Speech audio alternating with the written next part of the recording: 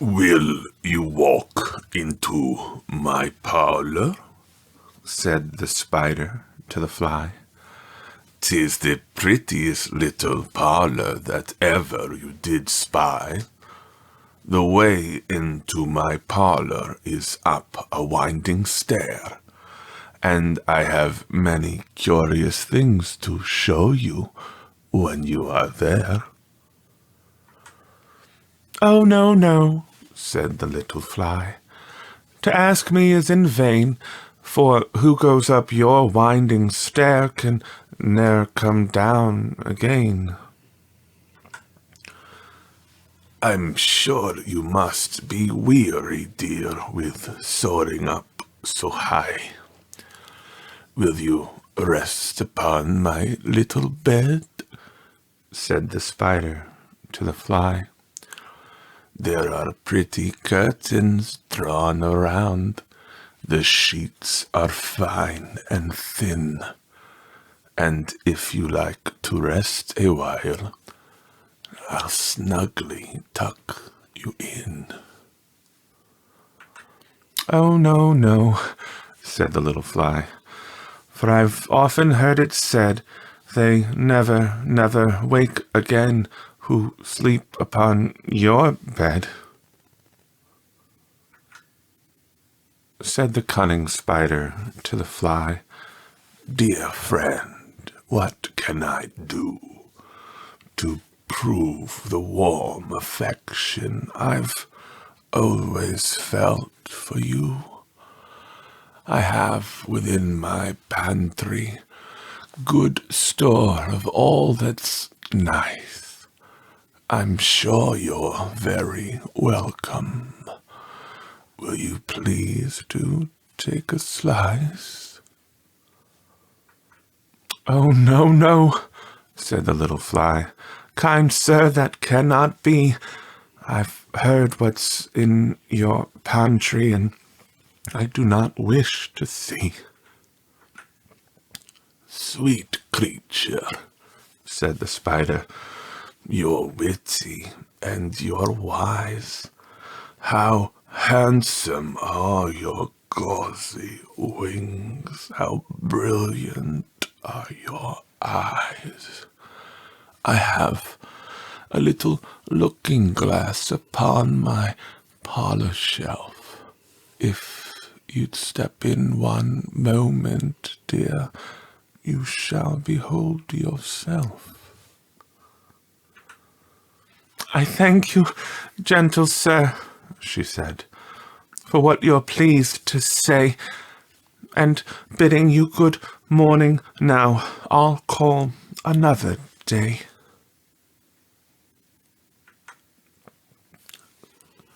The spider turned him round about and went into his den, for well he knew the silly fly would soon come back again.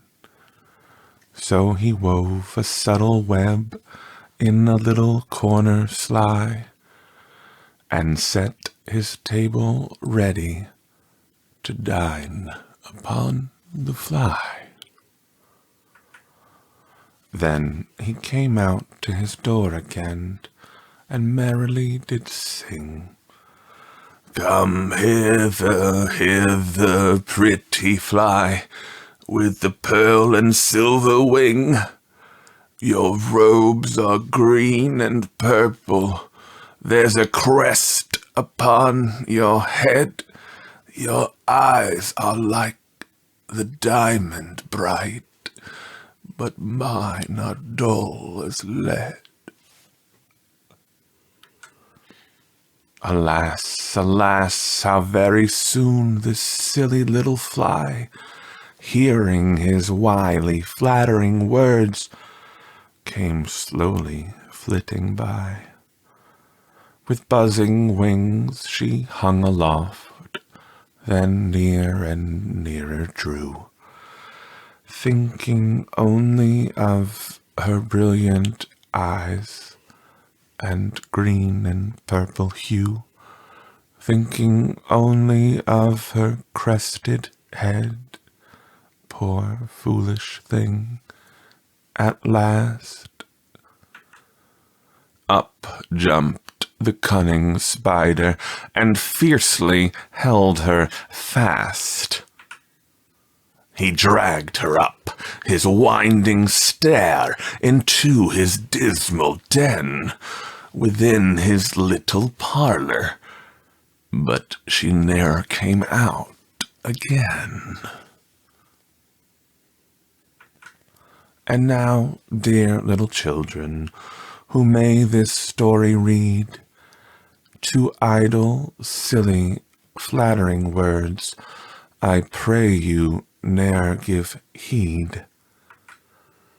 Unto an evil counselor, close heart and ear and eye, and take a lesson from this tale of the spider and the fly.